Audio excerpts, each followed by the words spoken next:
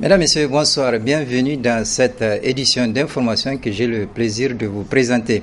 Tout d'abord, retenez que le bureau politique national du MNSD Nasra, dirigé par Seynou Oumarou, annonce avoir fait recours contre la décision de la Cour d'appel rendue le 22 juillet dernier, consacrant l'exclusion de l'aile Al-Badé. Je vous propose de suivre un extrait de l'intervention de Tijani Abdelkadri, secrétaire général du MNSD, avant de le retrouver en partie magazine à la fin de ce journal. À l'évidence, la motivation de ces exclus est donc très claire. Ils sont en mission commandée et l'objectif de cette mission confiée à ces mercenaires à la solde de Issouf Mamadou est si limpide que cela ne peut tromper personne. Faire obstacle aux candidats du MNSD Nassara aux élections locales, législatives et présidentielles et sera par tous les moyens. Les arguments fallacieux démontrent de manière évidente, s'il en est encore besoin, que ces personnes ont du ridicule. Elles ont même eu dans leur argumentation, et c'est le comble, l'outrecuidance d'annoncer qu'elles sont de l'opposition. Comment comprendre que des gens affidés du pouvoir et mangeant voracièrement à son râtelier peuvent-ils se réclamer de l'opposition? Eux qui ont, pas plus tard que mercredi dernier, avaient déclaré que le MNSD ne présentera des candidats que pour les locales et législatives et que pour les présidentielles, ils soutiendront le candidat Essoufou du PNDS, dévoilant ainsi leur véritable visage.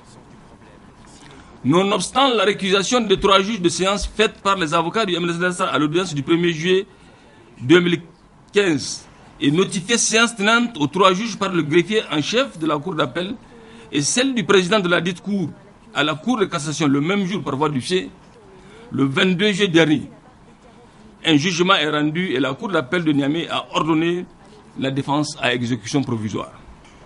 C'est seulement le vendredi 24 juillet 2015, soit 2 jours plus tard, que la Cour de cassation a notifié aux avocats du MNSD Nassara que leur requête aux fins de récusation est devenue sans objet et qu'il n'y a pas lieu à statuer.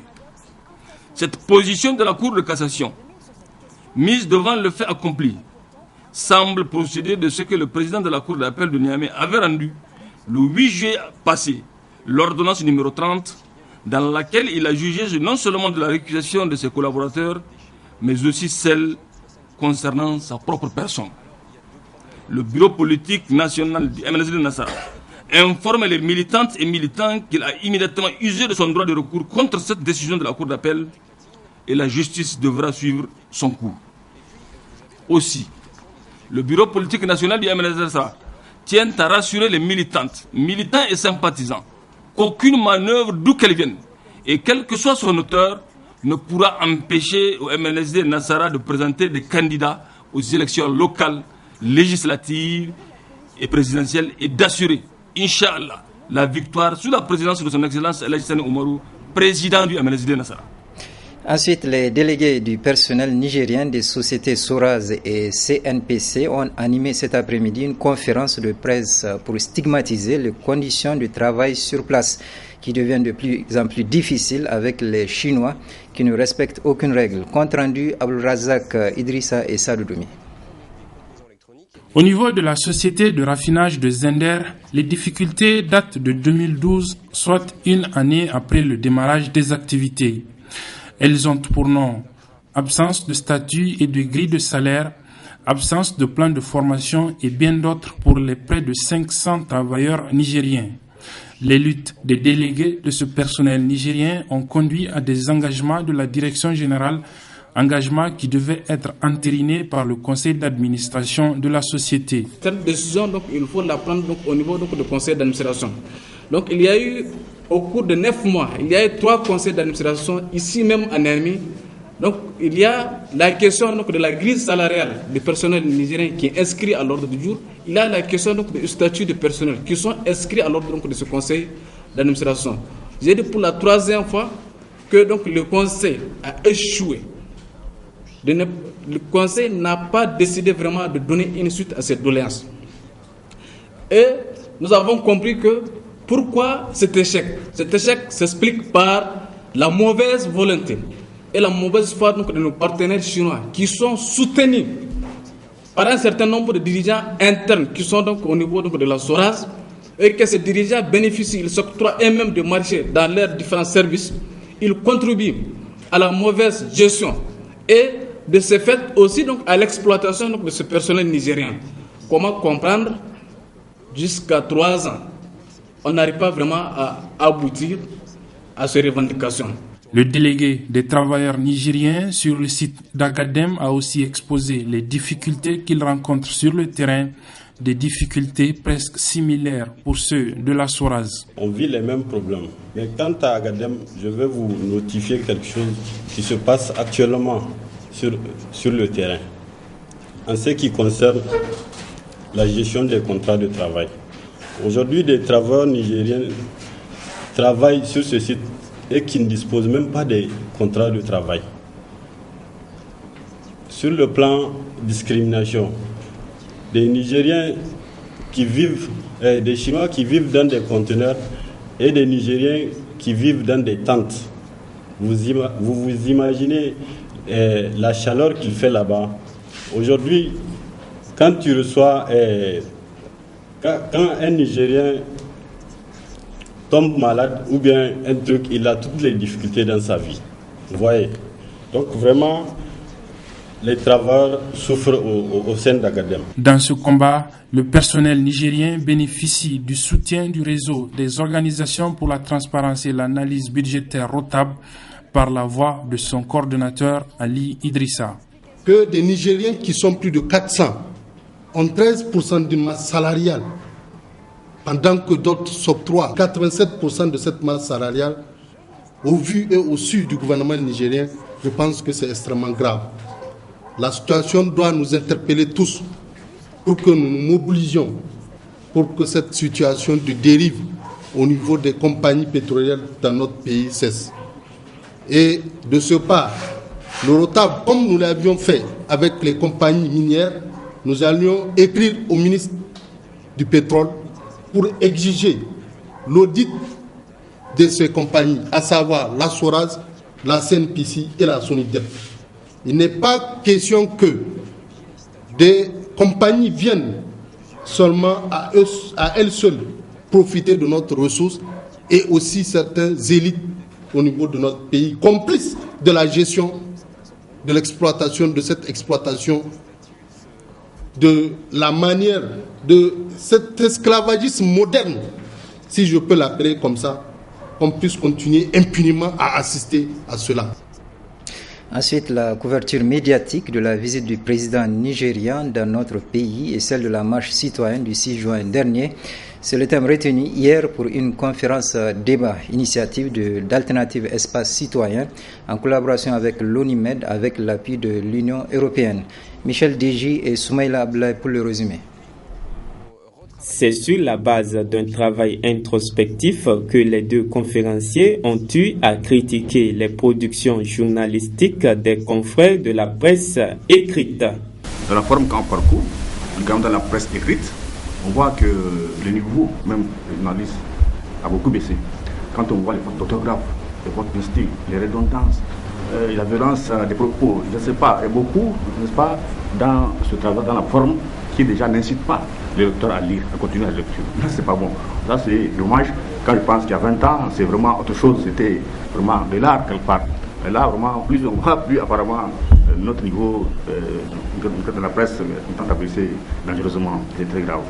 Donc, il faut peut-être qu'à ce niveau, il y ait davantage d'ateliers, de séminaires, ce que vous voulez, pour que le niveau de la presse écrite, soit relevé. Ça, c'est très important.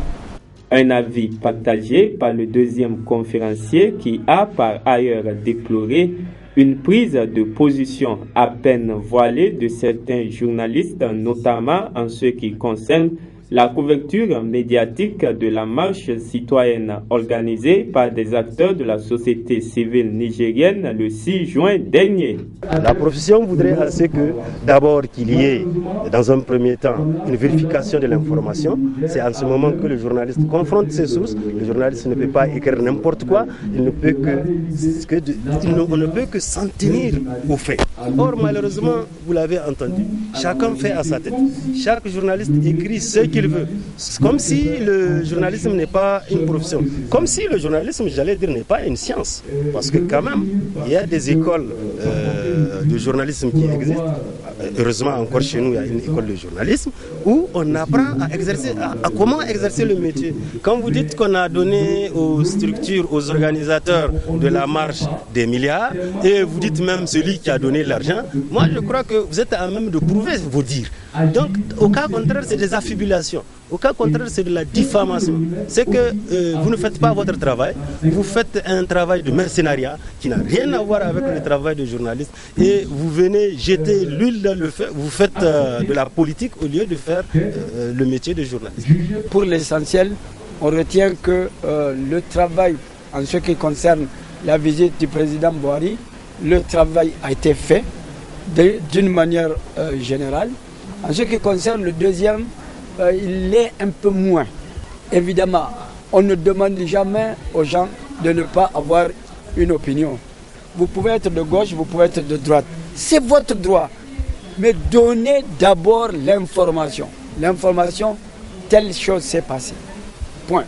Maintenant, si vous voulez montrer, manifester votre esprit partisan, c'est de dire ça c'est la façon avec laquelle ça s'est passé. Moi, voilà comment je l'apprécie. Voilà l'angle sous lequel je l'étudie. Parce que le problème n'est pas de dire simplement que ça s'est passé à tel niveau ou à tel niveau. Nous sommes tous responsables. La régulation, l'autorégulation, les journalistes et les autorités. Organisée une fois par mois, cette revue critique des contenus des journaux vise à favoriser une bonne pratique journalistique dans le respect du droit du public à des informations vraies et utiles, conformes aux standards de la profession.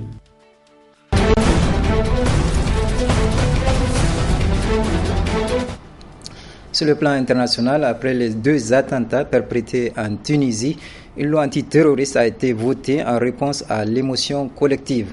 Mais la loi n'est pas exempte de critiques. Inès Olhagaray pour le récit. Une ovation au Parlement tunisien.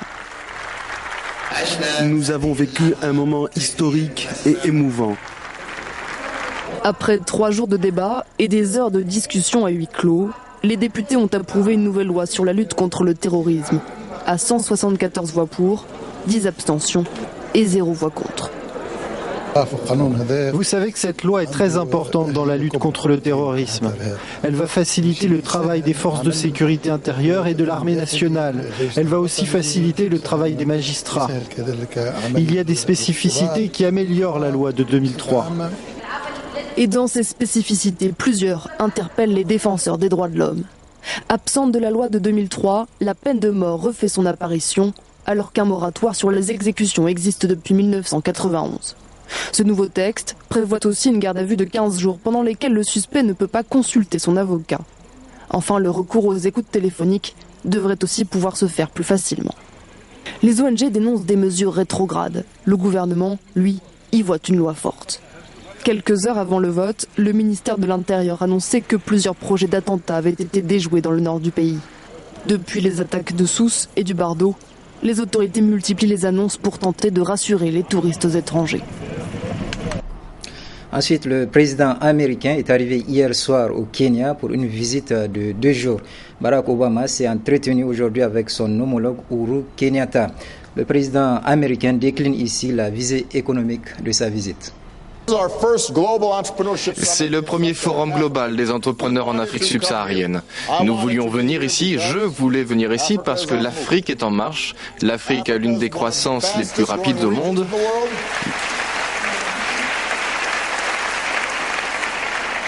Les gens sortent de la pauvreté, les salaires augmentent, la classe moyenne prend de l'ampleur et des jeunes comme vous savent exploiter la technologie pour changer la façon dont l'Afrique fait des affaires. Et cela crée des opportunités incroyables pour l'Afrique et pour le monde. La Turquie poursuit aujourd'hui ses frappes aériennes en Syrie et en Irak contre l'État islamique mais aussi contre le PKK kurde. Récit Vanessa Abba. L'aviation turque poursuit ses frappes. Ce samedi, les raids se sont même intensifiés contre les positions de l'organisation de l'État islamique en Syrie. Le virage stratégique d'Ankara est bien enclenché. Désormais, c'est une priorité pour le gouvernement d'Ahmed Davutoğlu, éradiquer la menace terroriste. Nos opérations militaires continueront s'il le faut. Tant que chaque centre de commandement de ces organisations terroristes, lieu où elles planifient des attaques contre la Turquie, ne sera détruit. Tant que chaque dépôt d'armes utilisé contre notre pays ne sera détruit. Car pour les autorités turques, l'ennemi ne se cache pas uniquement en Syrie, il est aussi en Irak. Depuis vendredi soir, le pays se bat sur 2 fronts. Il a également lancé des attaques terrestres et aériennes contre le PKK, le Parti des travailleurs du Kurdistan, dans l'extrême nord de l'Irak. Cette opération contre les militants kurdes risque bien de faire voler en éclats le fragile processus de paix engagé en 2012. Il devait mettre fin à une rébellion qui a fait quelques 40 000 morts sur le sol turc depuis 1984. Après cette offensive, le PKK a estimé que les conditions à un cessez-le-feu ne sont plus réunies. La nation kurde s'est tenue à l'écart et n'a pris part à aucun combat. Mais après tout ça, aujourd'hui, nous voyons que des civils sont bombardés, que des jeunes sont mis en prison, d'Istanbul à Julmerg, pour des raisons politiques. Des centaines de personnes ont effectivement été interpellées en Turquie. Des militants supposés de l'organisation de l'État islamique et du PKK. Toutes ces arrestations, ainsi que ces opérations militaires, ont été ordonnées dans la foulée d'une vague de violence qui a débuté lundi dans le pays avec l'attentat suicide de Sorouch. Je vous laisse maintenant avec l'intégralité de l'intervention du secrétaire général du MNSD, Abdelkadri Tijani, qui se prononce relativement aux contentieux qui les opposent à l'aile Al-Badé. Très bonne réception et je vous souhaite une excellente soirée. Communiqué du bureau politique national du MNSD Nassara. Le 15 avril 2015, le tribunal de grande instance hors classe de Niamey a rendu le jugement civil numéro 269 dans l'affaire qui oppose le MNSD Nassara aux exclus Al-Badé Abouba et consorts, jugement dont le dispositif énonce entre autres le tribunal statuant publiquement contradictoirement à l'égard des parties en matière civile et en premier ressort, constate la suspension de ceux Al-Badé Abouba, Amadou Salifou, Alma Oumarou, Wassalke Boukari, Ada Chefou, Mamadou Zada, Hassan Nyelli, Issoufou Oumarou et Siraj Issaka par le bureau politique national le 3 novembre 2014. Déclare nul et de nul effet les décisions issues du Conseil national extraordinaire et du congrès tenu au Palais des Sports. Constate l'exclusion de Al-Badé Abouba, Amadou Salifou, Alma Oumarou, Wassalke Boukari, Ada Chefou, Mahamadou Zada, Hassan Nyeli, Issoufou Oumarou et Siraj Issaka par le Conseil national du MNSD de Nassara, réuni en session ordinaire le 29 novembre 2014. Ordonne l'exécution provisoire de la présente décision. Dans sa motivation, le tribunal de grande instance hors classe de Niamey a estimé qu'il s'imposait à lui de mettre fin aux troubles à la cohésion et à l'unité du parti. Et c'est pour cela qu'il a ordonné cette exécution provisoire. Par ce jugement, il apparaît clairement que les personnes ci-dessus ciblées sont purement et simplement exclues du MNSD Nassara et cette exclusion a été formellement constatée par la justice. Devant cette décision de justice qui met fin à leur manœuvre de diversion, ces exclus ont interjeté appel de ce jugement auprès de la Cour d'appel de Niamey. Puis, sachant qu'ils peuvent compter sur le soutien du régime, ils ont couru auprès de leur mentor, le président Issoufou Mamadou, chef suprême de la magistrature, qui les a reçus à sa résidence le dimanche 19 avril 2015 à 18h et leur avait fait la promesse ferme de leur donner le parti. En plus de cet appel, pour le jugement au fond qui interviendra le 7 septembre 2015, ils ont assigné le parti à référé le 24 juin afin que l'exécution provisoire soit levée et qu'il leur soit autorisé eux aussi à parler au nom du parti, en contradiction flagrante de toutes les autres dispositions du jugement du 15 avril qui consacraient leur exclusion, entre autres leur exclusion. Autoriser ces exclus à parler reviendrait à infirmer l'exécution provisoire édictée par le tribunal de grande instance hors classe de Niamey, laquelle décision du tribunal avait été motivée par le souci de mettre fin aux troubles et à la cohésion et à l'unité du parti MNSD Nassara. Par ailleurs, à l'appui de leur requête, les Cheikh Al-Badé et autres avancent sans vergogne la raison ci-dessus, que les campagnes électorales seront ouvertes sous peu, dans peu de temps, car la CENI a déjà été installée. À l'évidence, la motivation de ces inscrits est donc très claire.